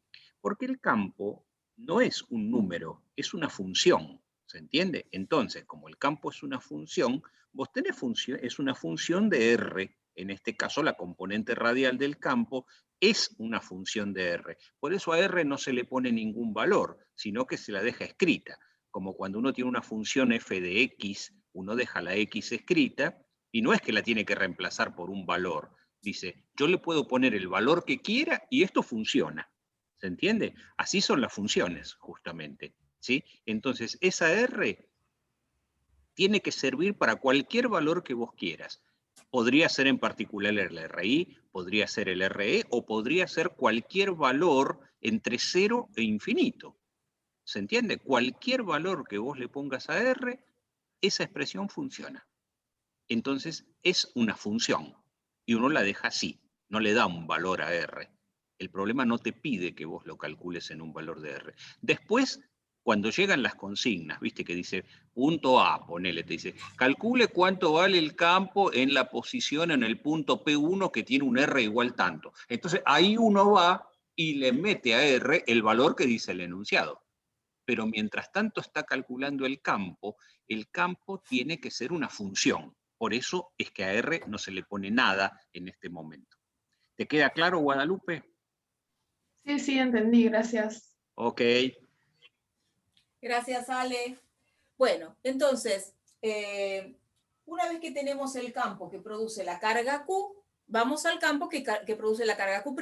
Y para ese usamos esta expresión, la que yo escribí acá, en forma de la integral que me daba el análisis de la ley de Gauss y la simetría, la combinación de esos dos análisis. Bueno, para trabajar con este problema, lo que tenemos que hacer es, antes que nada, ver cómo es nuestra densidad. Yo voy a escribir por acá cómo es la densidad. La densidad como función de R'. Y ustedes vean que tenemos una densidad constante en esta región, en la región 2, es 0 en la región interior RI y es 0 en la región exterior RE. ¿Está? Entonces, ¿cómo podemos escribir nuestra densidad? La que tenemos que poner acá y la tenemos que indicar para cualquier valor de la posición en la que yo me posicione, ¿sí? En la que yo me pare. La densidad va a ser 0 si R' es menor que RI, va a ser la constante delta, la densidad volumétrica delta, si R' está entre RI y RE, y es 0 cuando R' sea mayor que RE. ¿Esto trae alguna dificultad?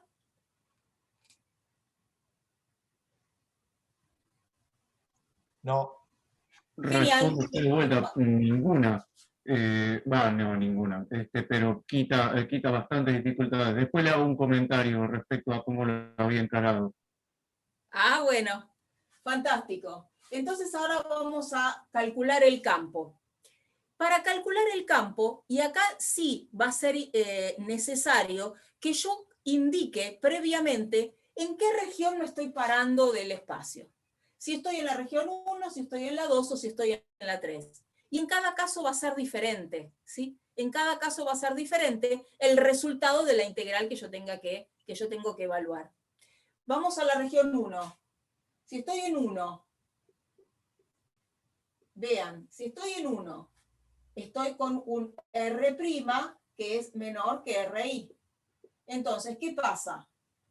Yo tengo que hacer E sub R de R igual a 1 sobre epsilon 0 R cuadrado por la integral entre 0 y R. ¿De qué densidad? ¿Cuánto vale la densidad en 1?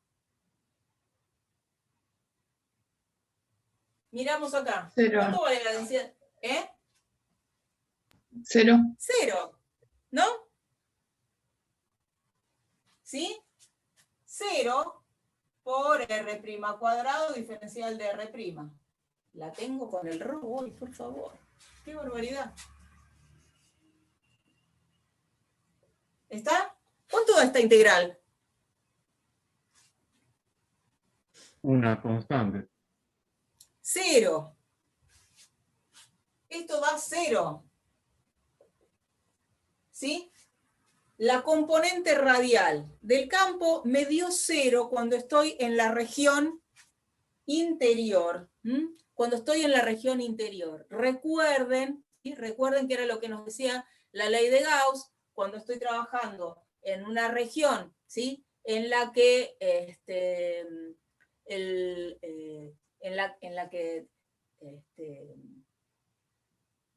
la superficie gaussiana no encerraba carga, ¿sí? Si la superficie gaussiana no encerraba carga, el flujo me daba 0, ¿no es cierto? Ese resultado combinado con la simetría del campo, ese resultado me dice que el campo mismo es 0, ¿sí? Perdón, quisiera hacer una pequeña aclaración por una palabrita que salió por ahí. Alguno de los chicos dijo que el resultado de esa integral daba una constante, y eso yo quería marcar que es correcto en el caso de que esa integral fuera una integral indefinida, ¿sí? Pero estas integrales son integrales definidas, es decir, que es una integral que hay que hacerla entre dos límites. Entonces hay que aplicarle la regla de Barrow, ¿no es cierto? Entonces no se lo escribe sumándole una constante a la integral, sino que se hace la evaluación en el límite superior y se le resta la evaluación en el inferior. ¿Se entiende? Entonces, al hacer la regla de Barrow, esa integral es idénticamente nula y no se le pone el resultado 0 más una constante, como hacíamos en los casos de integrales indefinidas. Entonces, si bien lo que dijo el compañero es correcto respecto de que si uno tiene un integrando 0, sería compatible, ¿sí?, con algo que al derivarlo con la derivada de una constante, ¿sí?, esa constante, en este caso particular, por ser una integral definida, no le queda más remedio que también ser 0, ¿sí? Eso para dar ese pequeño detalle matemático, porque quedó ahí flotando ese concepto, ¿sí?, que no estaba equivocado, pero había que complementarlo con el uso de la regla de Barrow, ¿sí? Perdón, era simplemente eso para aclarar por las dudas. Gracias, Ale. Bueno, vamos entonces a la parte que nos queda delimitada en el interior de nuestro casquete, el que está entre los radios RI y RE, la región 2. En esta región, ¿sí?, ustedes vean que nosotros vamos a tener que integrar entre 0 y R ahora, de vuelta. Vamos a integrar entre 0 y R. Pero entre 0 y R ahora estamos acá. A ver, si vamos entre 0 y R, nos estamos metiendo en la región en la que tenemos una densidad no nula, ¿lo ven? En esta región de 0 a RI, la densidad es 0, pero desde RI hasta R, que es una posición intermedia entre RI y RE, la densidad es distinta de 0, toma este valor constante. Entonces, ¿qué vamos a tener que hacer? Bueno, vamos a tener que dividir nuestra integral que va de 0 a R, esa integral que va de 0 a R, uno la puede pensar como una integral entre 0 y RI más la integral entre RI y R, ¿sí?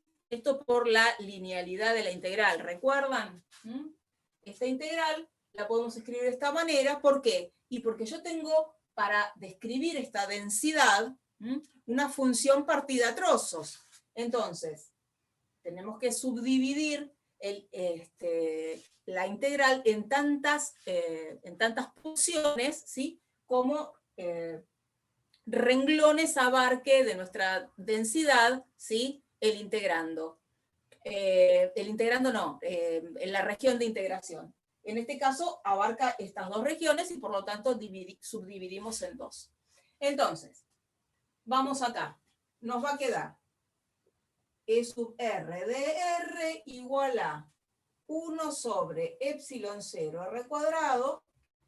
Y ahora vean que si tengo la integral entre 0 y R de esta densidad por R' cuadrado diferencial de R, la primera integral, ¿qué me va a quedar? Tengo entre 0 y RI la integral de ¿qué? De una densidad nula de vuelta, ¿no es cierto? O sea que la primera integral se anula, mientras que la segunda es la que sobrevive, porque la densidad acá vale una constante distinta de 0, delta, y entonces esa es la que tenemos que hacer. La integral entre RI y R de delta por R' cuadrado diferencial de R'. ¿Me siguieron hasta acá? Ahora integramos esto. La densidad delta es constante, sale afuera de la integral. Y R' cuadrado, integrado entre R y R, es R' al cubo sobre 3, y evaluamos usando la regla de Barrow. Con lo cual, finalmente me queda E sub R de R igual a 1 sobre epsilon 0 R cuadrado por delta por, abro paréntesis, me va a quedar R cubo sobre 3 menos R sub I al cubo sobre 3. ¿Sí? Y esta es la componente radial en la región 2. ¿Cómo haremos si tenemos que calcular el campo en la región 3? Bueno, vean que yo lo que tengo que hacer para integrar en la región 3 es tomar un R que esté por acá. Este va a ser mi R, ¿sí? Un R mayor que RE. Con lo cual, fíjense que voy a atravesar todas las regiones. La que está la 1, la 2 y la 3. Con lo cual, la integral, los límites de integración, recorren las tres regiones en las que toma distintos valores la densidad. Voy a borrar por acá, porque no me queda más espacio. Y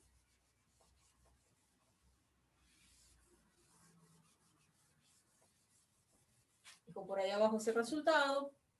Vamos entonces a escribir en la región 3 cómo nos va a quedar la integral.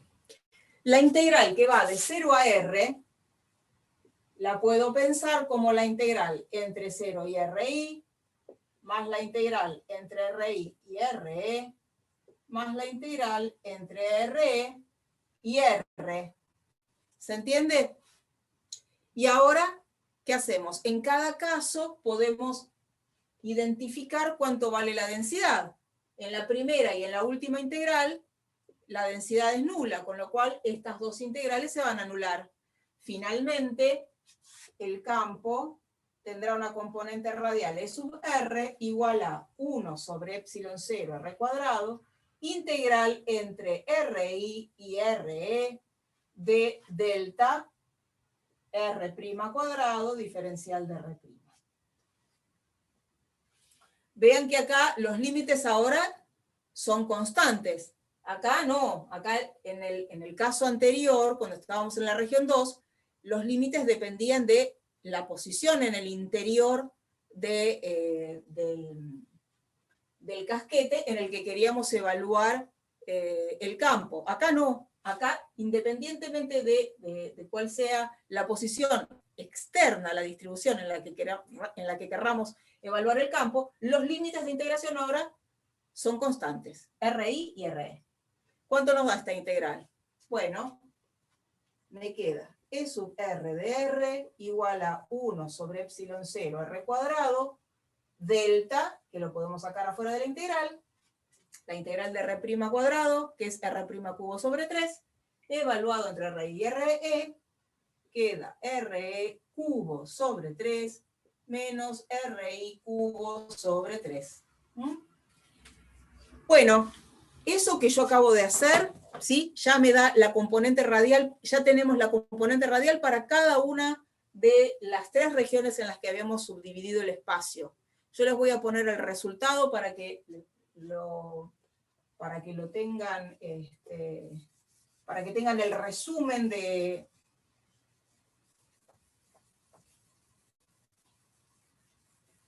lo que vale el campo según la región.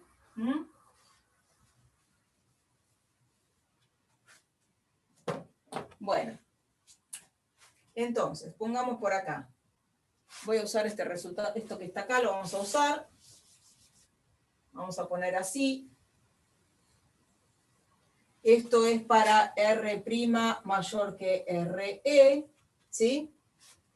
El campo E vector como función de la posición R va a ser igual a este resultado en la dirección de R versor, donde ya ahora hagamos el resumen de lo que vale el campo y aprovechamos y le vamos poniendo la dirección, el carácter vectorial, ¿está? Cuando R' estaba entre RI y RE, teníamos delta sobre epsilon 0 R cuadrado por R cubo sobre 3 menos RI al cubo sobre 3, y ahora le ponemos el versor radial. Esto ya lo podemos borrar.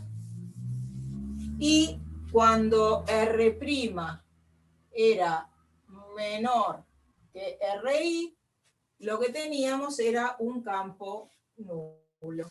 Y ahí tenemos el resultado, ¿sí?, de lo que vale el campo en cada una de las 3 regiones. Un detallecito para que ustedes jueguen ahora, ¿sí?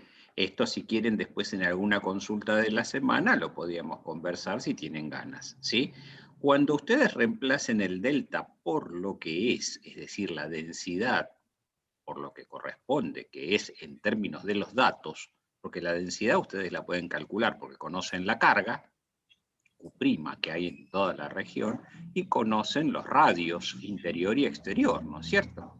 Entonces, antes de reemplazar por los números, yo les sugeriría que reemplacen lo que es delta en las expresiones que aparecieron como resultado. ¿Por qué? Porque a mí me pareció muy lindo que quede así como quedó, ¿está? Porque así no está completamente cerrado todavía para ver qué pasa en términos de los datos. Y cuando ustedes hagan ese reemplazo, yo quisiera que analicen si les da un indicio intuitivo de lo que está pasando con la aplicación de la ley de Gauss, especialmente en el último tramo, en el tramo de más afuera, ¿sí? Para ver si allí aparece, se hace el clic intuitivo del significado de la ley de Gauss en el cálculo de este campo en particular. Estuvo buenísimo que quede así para que esa parte ustedes la trabajen y les va a parecer una cosa que van a decir, uy, qué loco esto que está pasando, pero háganlo, ¿sí? Háganlo y van a ver qué es lo que surge. Y después que surge lo que surge, lo comentamos. Bien, lo que me pasó fue tal cosa y me dio el indicio de que la ley de Gauss me está sirviendo de tal o cual manera, ¿eh? Pero lo dejamos pendiente como parte del trabajo que están haciendo. ¿Te parece, Lore, que les hagamos esa propuesta? Me parece bárbaro, además son las 7 y capaz que los chicos tienen alguna otra clase. Les quiero mencionar que este campo que yo encontré acá es el campo EQ'. Lo menciono porque se acuerdan que habíamos calculado el campo el campo que generaba la carga Q, ¿no? Y que ¿sí? Y que este campo tenía que ser sumado al que encontramos hace un ratito. ¿Se acuerdan?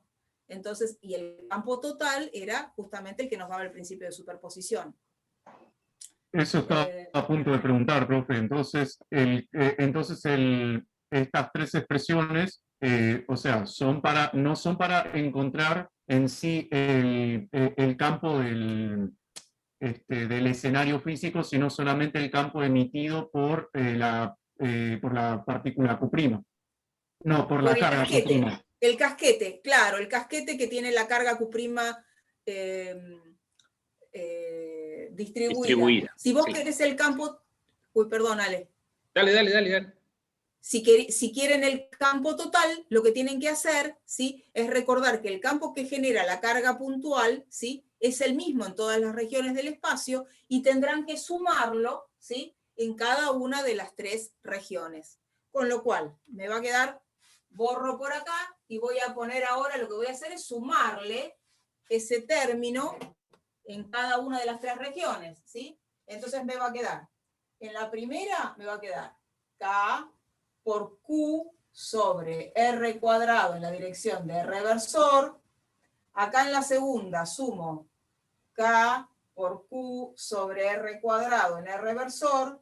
Y acá en la última región también sumo K por Q sobre R cuadrado en R reversor. Sumamos. Y ahora sí, lo que tenemos acá es el campo total en la posición R. ¿Está? Ven como en cada una de las 3 regiones sumé el campo de la carga puntual porque ese sí es el mismo en todas las regiones del espacio. ¿Está? Sí, ¿te molesta? ¿Me podrías leer el último término de la ecuación de abajo? Porque no se ve bien. Bueno, lo que está en rojo es lo mismo para las 3 regiones. ¿Está bien? Sí, eso sí. Bien. Y la parte... Claro, ahí la es contribución. R exterior menos, o sea, al cubo sobre 3 menos R interior al cubo sobre 3. Exacto, sí.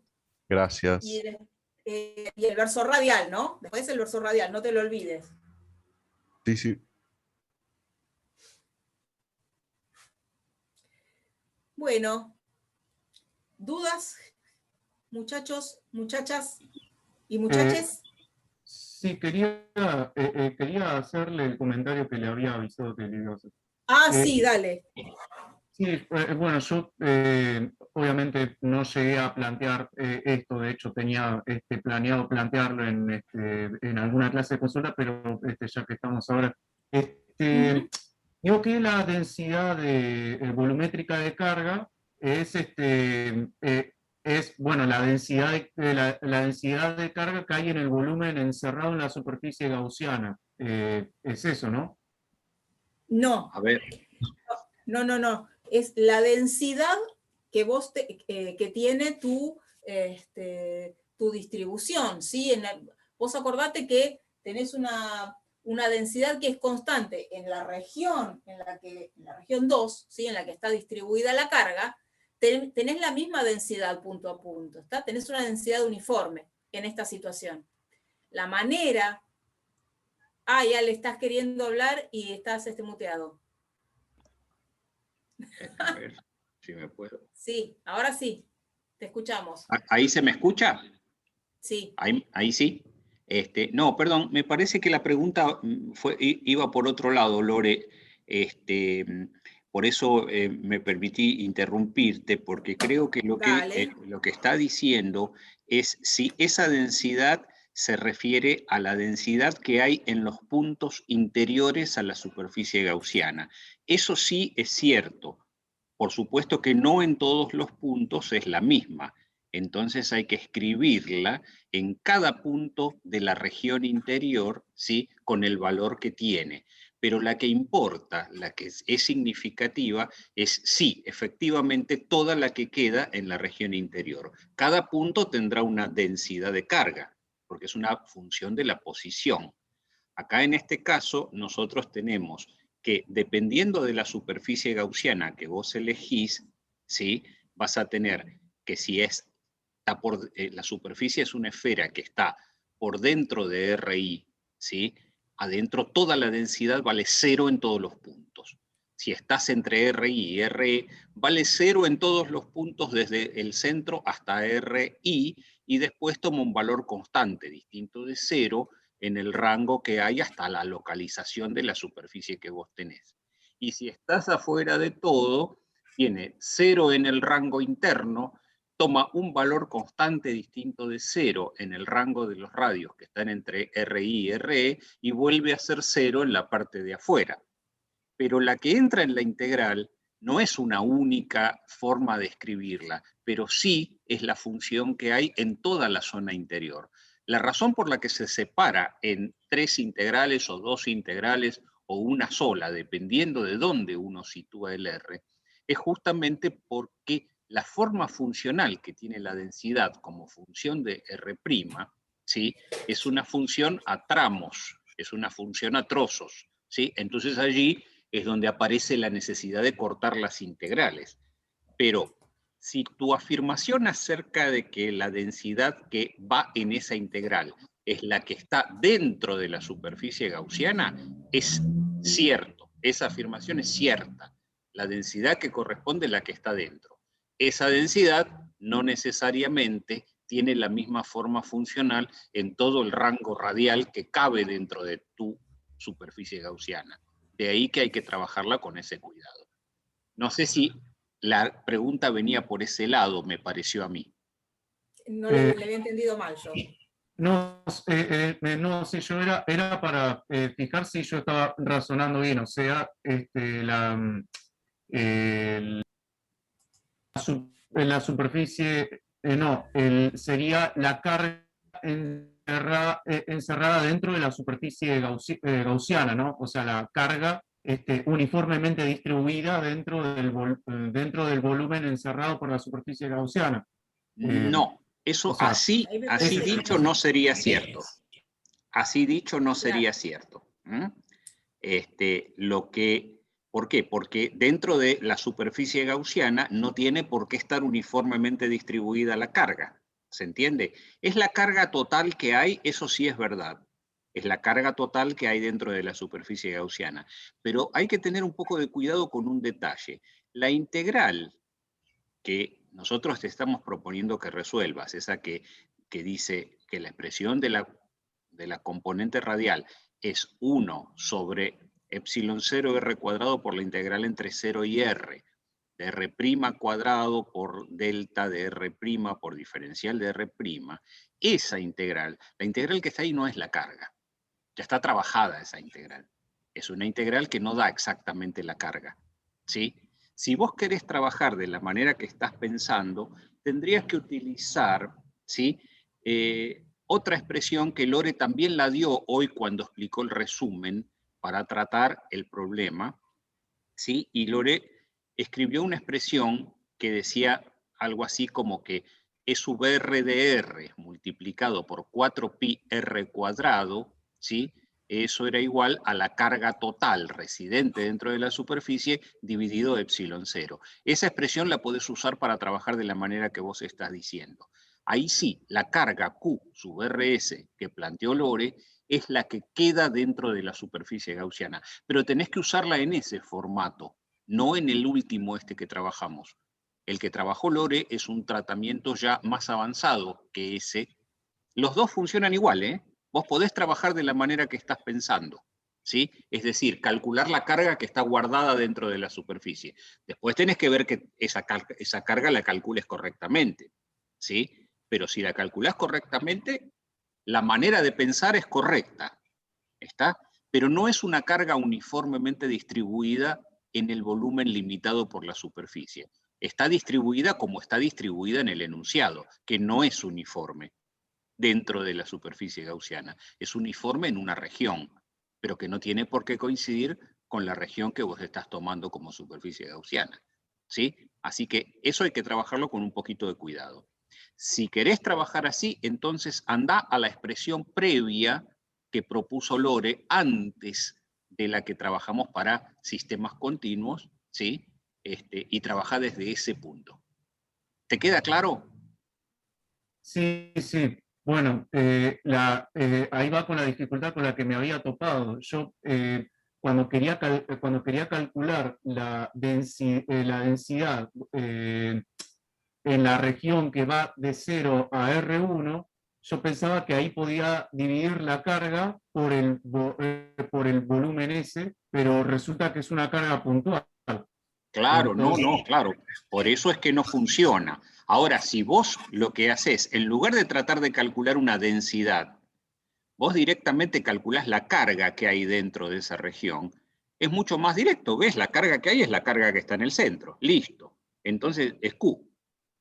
Si vos estás dentro de la región por debajo de RI, la única carga que hay es Q. Entonces el flujo a través de esa superficie te da Q dividido epsilon 0. ¿Se entiende? No hace falta que pases por una densidad. Claro. Por eso mismo te sugiero la expresión anterior y no la que usó Lore, que es la que usó para trabajar con densidades volumétricas. Porque una carga puntual, por lo menos con la matemática que trabajamos en este momento, vos no la podés expresar como una densidad volumétrica. ¿Te queda claro? Sí, sí, perfecto. Era relacionado justo a la dificultad con la que me topé al tratar de resolver el cuestionario. Al tratar de resolver por ese camino.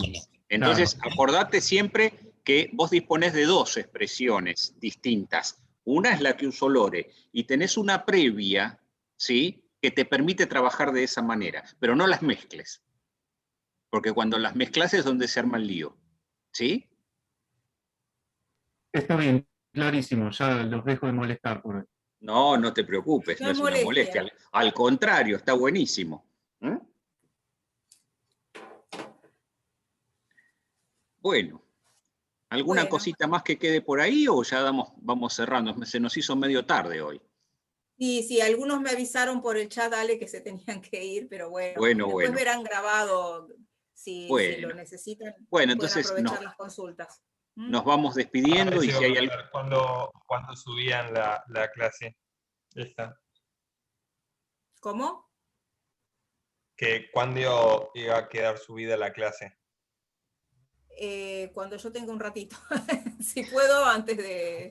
en lo que queda de la tarde, noche, lo hago. En la semana, no, está bien, en esta semana. Antes que pueda. Va a ser entre hoy y mañana, quédate tranquilo. Entre hoy y mañana, sí. Gracias. Ok. Bueno. Buenas noches. Que vaya todo bien, chicos. Que la pasen lindo. Nos reencontramos. Hasta luego. Chao. Adiós.